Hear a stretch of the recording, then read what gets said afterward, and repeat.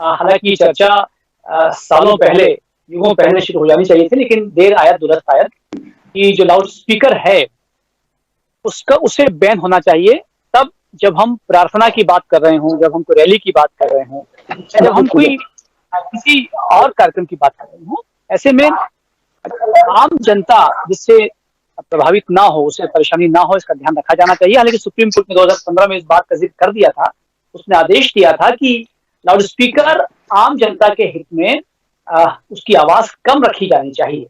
बावजूद उसके इस पर पालन नहीं किया जा रहा था, लेकिन उत्तर प्रदेश से यह हवा चली और अब मध्य प्रदेश में भी इस बात पर पालन करने की बात की जा रही है। आज कल ही की बात है कि मंदिर पर से बाकायदा लाउड स्पीकर हटा लिया गया, उसे जब्त कर लिया गया।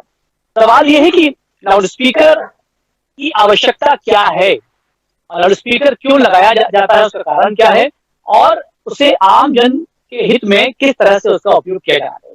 इस पर बातचीत करने के लिए हमारे साथ में मौजूद हैं निर्देश किरार जो प्रवक्ता हैं कांग्रेस के, हमारे साथ में मौजूद हैं गिरधीर साहब जो प्रवक्ता भाजपा से हैं, हमारे साथ मंजूर बेग साहब हैं जो अध्यक्ष हैं सर्वधर्म संघ के, और हमारे साथ में डॉक्टर राम श्रीवास्तव हैं जो प्रोफेसर हैं और आम नागरिक की आवाज को बुलंद करते हैं। शुरुआत में राम श्रीवास्तव जी आपसे ही करना चाहूंगा, ये जो आवाज है, माइक लाउड स्पीकर की बात हो रही है, आखिर ये आज क्यों की जा रही है? आपको लगता है कि लाउड स्पीकर की आवश्यकता हमारे देश में वंदना, प्रार्थना, रैली निकालने के लिए की जानी चाहिए? पंकज जी, आपने बड़ा अच्छा प्रश्न पूछा है कि देखिए, पहले तो हम समझ लें कि लाउड स्पीकर का जन्म कब हुआ था और इसका जो नॉइज लेवल होता है या ध्वनि प्रदूषण कहा जाता है, ये क्या चीज होती है। हकीकत में जब कभी भी कोई आवाज, जैसे मैं बोल रहा हूं, आप सुन रहे हैं, किसी भी माध्यम से सुन रहे हैं, अगर आमने सामने सुने तो हवा में तरंगे जाती हैं, वो तरंगे कान से टकराती हैं, कान के पर्दे को हिलाती हैं, तभी हमको आवाज सुनाई देती है। और अगर इन तरंगों का जो दबाव है कान के पर्दे के ऊपर, जिसको कि साउंड प्रेशर लेवल कहा जाता है, वो एक सीमा से अधिक हो तो कान के पर्दे में बहुत विकृतियां आ जाती हैं और उससे मनुष्य के शरीर में कार्डियोवैस्कुलर जो एनोमलीज होती है, हृदय संबंधी, वो बढ़ जाती हैं, ब्लड प्रेशर बढ़ जाता है, हाई स्ट्रेस लेवल बढ़ जाता है और धीरे धीरे सुनने की क्षमता कम हो जाती है। रात को नींद नहीं आती है। अभी भी आप आंखें बंद करके ध्यान से सुनेंगे तो हिंदुस्तान में 100 में से 80 लोगों के कान में एक सीधी सी आवाज आती है जिसको टिन्नीटस बोलते हैं, और ये सब ध्वनि प्रदूषण के कारण है। ये आप जो कह रहे हैं कि उत्तर प्रदेश से ये शुरुआत हुई, बिल्कुल नहीं। आज दुनिया के 180 देश ऐसे हैं कि जहां ध्वनि प्रदूषण पर सख्त नियंत्रण है। अभी हम बिल्कुल नहीं सीखे हैं। ध्वनि प्रदूषण अभी सिर्फ मंदिर या मस्जिदों से नहीं होता है। आपको याद होगा इंदौर में किसी समय में मिल हुआ करते थे, उन मिलों में सुबह सुबह सायरन बजा करता था। आज भी कई एजुकेशनल इंस्टीट्यूशंस हैं जिनमें सायरन बजता है।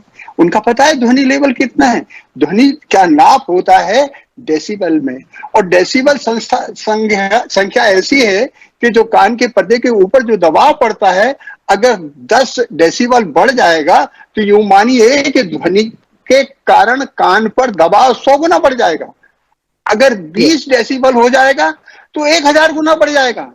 और कोई भी आदमी 50-60 डेसिबल में शांतिपूर्वक सुरक्षित रह सकता है। इसके ऊपर ध्वनि का लेवल जब भी बढ़ता है तो केवल मंदिर मस्जिद पे नियंत्रण करने की आवश्यकता नहीं है। अभी तो आप सिनेमा घर में जाइएगा, एक रिसर्च पेपर आया विशाखापट्टनम का, जिससे पता लगता है कि सिनेमा घर में 110 डेसिबल का शोर हो रहा है। पल्स में देखिए, जहां यंग ब्लड हमारा डांस करता है, वहां पर ध्वनि लेवल कितना अधिक है।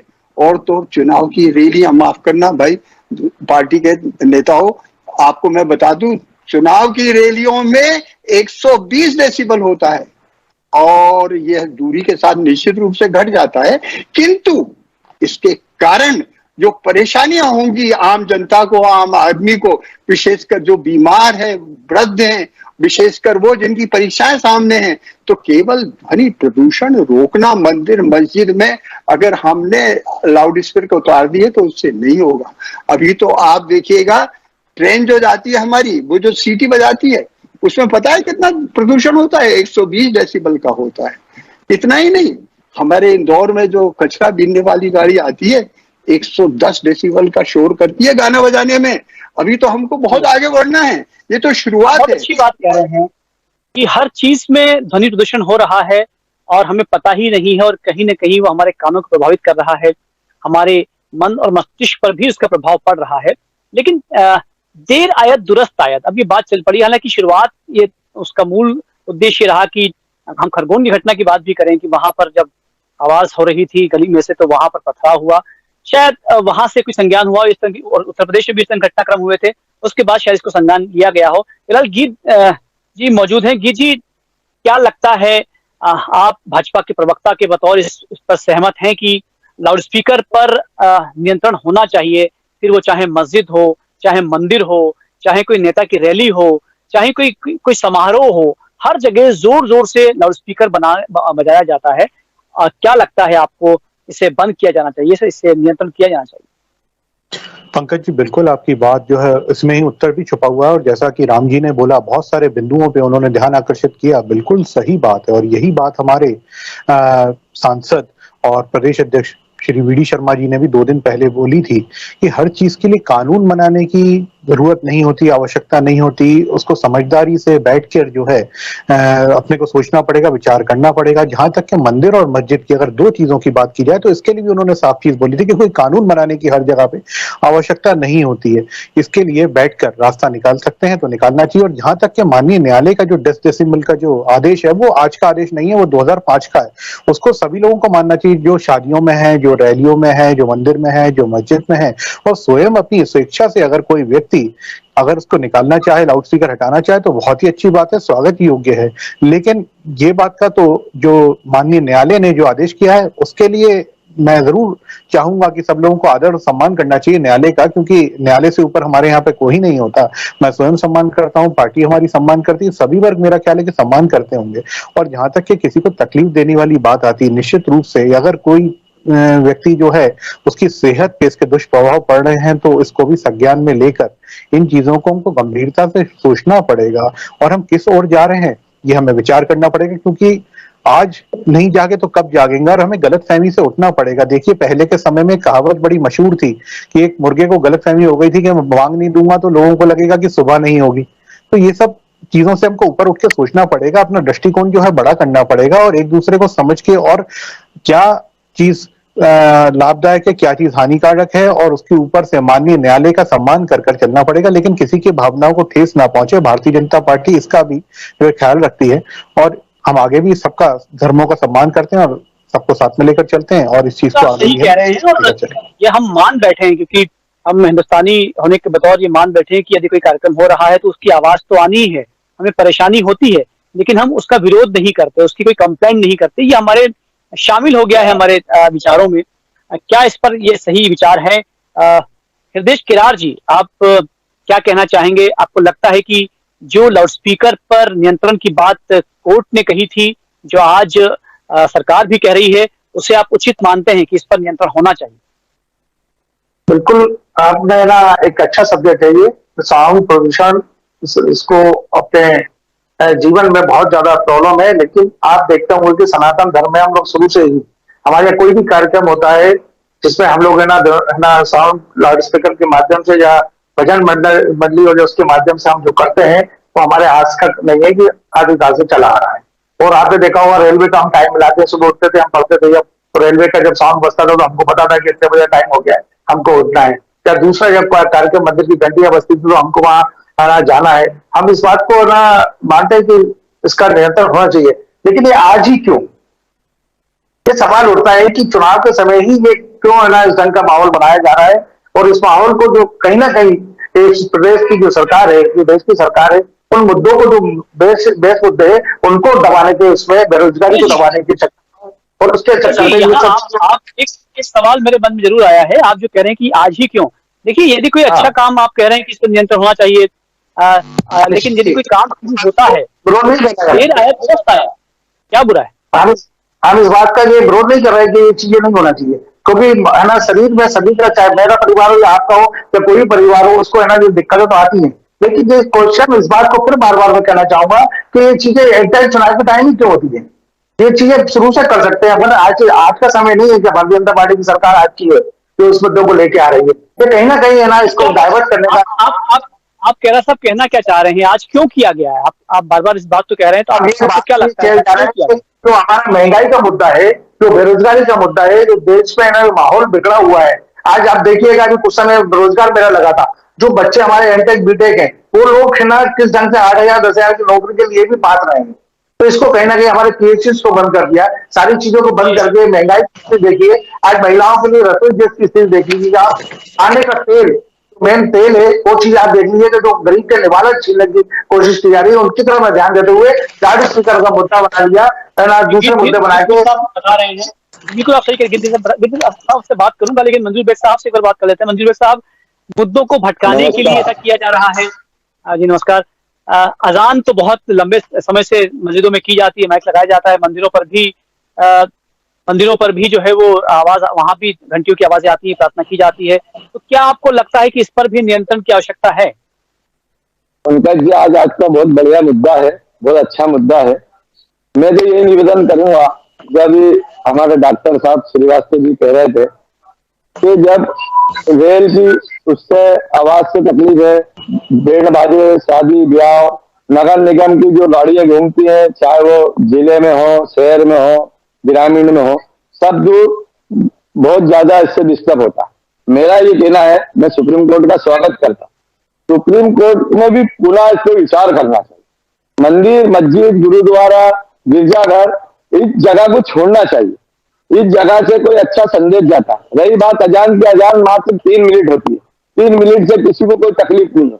भजन होता है, भजन से किसी को कोई तकलीफ नहीं है। लेकिन मेरा कहना है, भजन, मंदिर, मस्जिद, अजान, इसका मुद्दा बनना, इस टाइम ऐसे टाइम बनना क्या कारण है इसका? इसके पीछे क्या सोच है? इस देश को कहां ले जा रहा है अपन? इस प्रदेशों को कहां ले जा रहा है?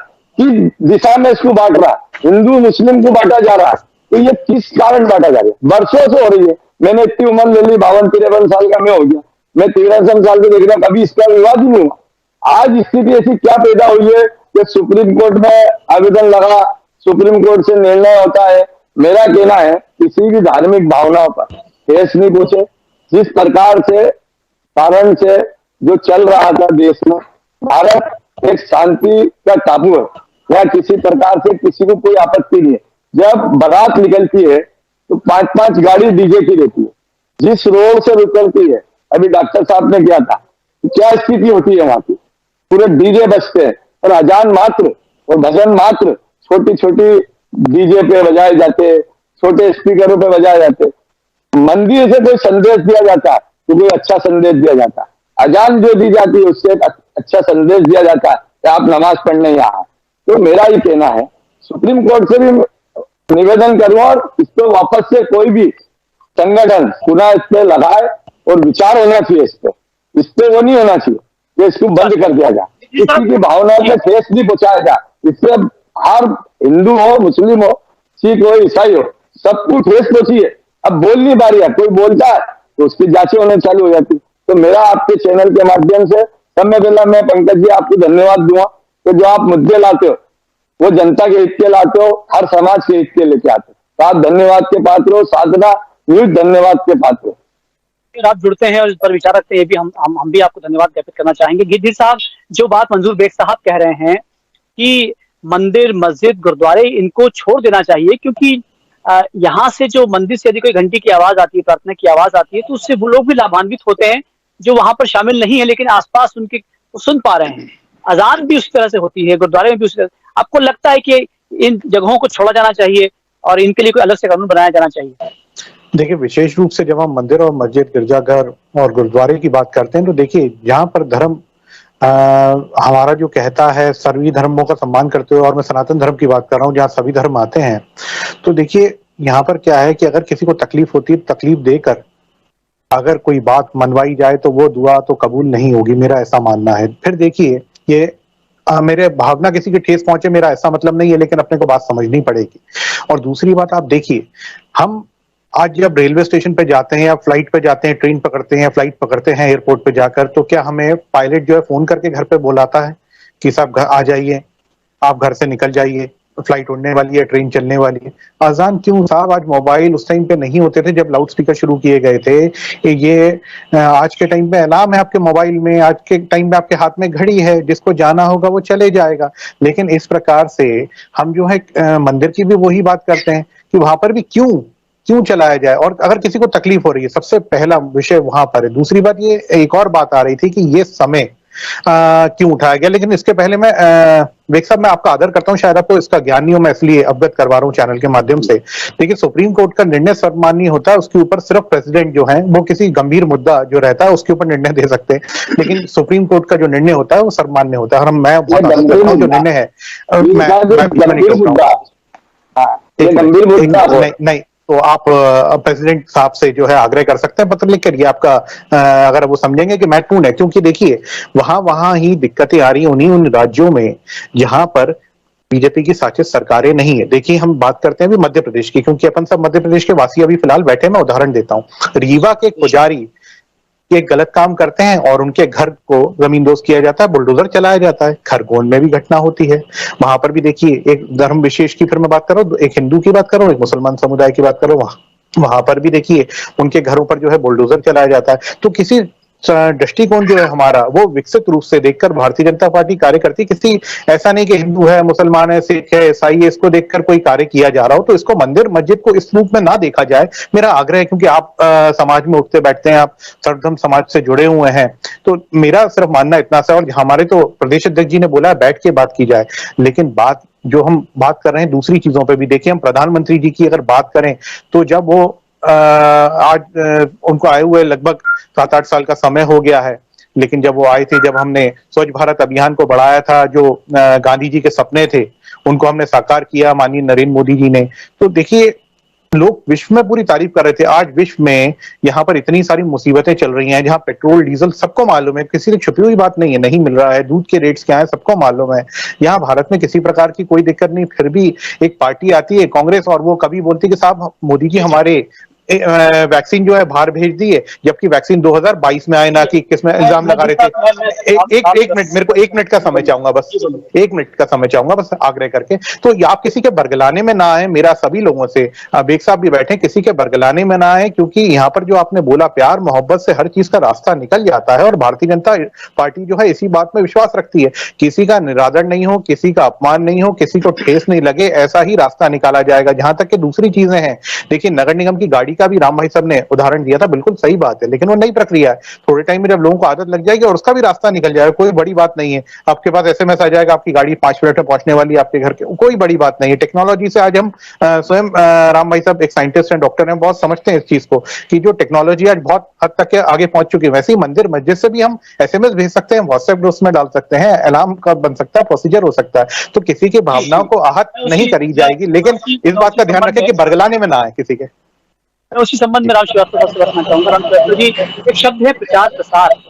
हम हर चीज को, जैसा कि गीत जी कह रहे हैं कि आप टेक्नोलॉजी के माध्यम से उपयोग कर सकते हैं। आज से सैकड़ों साल पहले जो टेक्नोलॉजी लाउड स्पीकर आई, उसका हमने प्रचार प्रसार के लिए उपयोग किया कि हमने अजानों में, मस्जिदों पे लगाया ताकि लोग उसको सुन सकें, मंदिरों में लगाया ताकि वो प्रार्थनाएं जो हैं, वो वंदनाएं हैं, वो लोगों तक पहुंच सकें, गुरुद्वारे में लगाया ताकि लोग जुड़ सकें। क्या लगता है आपको कि कुछ चीजों को वाकई छोड़ना चाहिए और ऐसी चीजों पर बैन करना चाहिए जो आम आदमी को प्रभावित ज्यादा करती हैं और जो बुरा प्रभाव डालती हैं, जैसे रैलियां हैं या समारोह हैं बड़े बड़े, या कहीं कोई बड़ी सभा हो रही है, वहां पर बैन होना चाहिए? पंकज जी, मेरे विद्वान मित्रों से मैं एक चीज पूछना चाहूंगा कि लाउड स्पीकर की खोज कब हुई? अरे भाई, लाउड स्पीकर की खोज 1885 ग्राम बेल ने 1876 में की। अजान क्या 1876 के पहले नहीं होती थी? मंदिरों में भजन क्या 1876 के पहले नहीं होते थे? तब क्या हम लोग कुछ काम नहीं करते थे? आज इस सबके पीछे क्यों पड़े हुए हैं?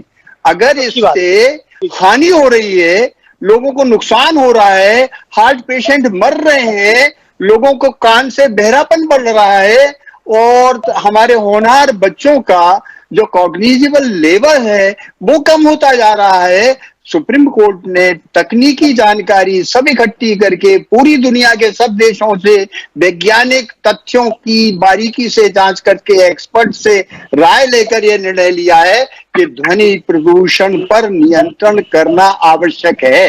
और कैसे करना है, क्या करना है, नागरिकों को भी करना पड़ेगा, शासन को भी करना पड़ेगा, और जो इसका राजनीतिक रूप देना चाहेंगे उनको पर्याप्त तरीके से दंड देकर उनसे पालन कराना पड़ेगा, अन्यथा अच्छी बात कही जन सामान्य के प्रति अन्याय कर रहे हैं। जी राम शर्मा जी, बहुत अच्छी बात कही आपने। और मुझे लगता है कि आज की जो बातचीत हुई है उसका हल अगर हम निकालना चाहें तो यही है कि किसी भी तरह की बात को नजरअंदाज करके सुप्रीम कोर्ट के आदेश को मानना चाहिए।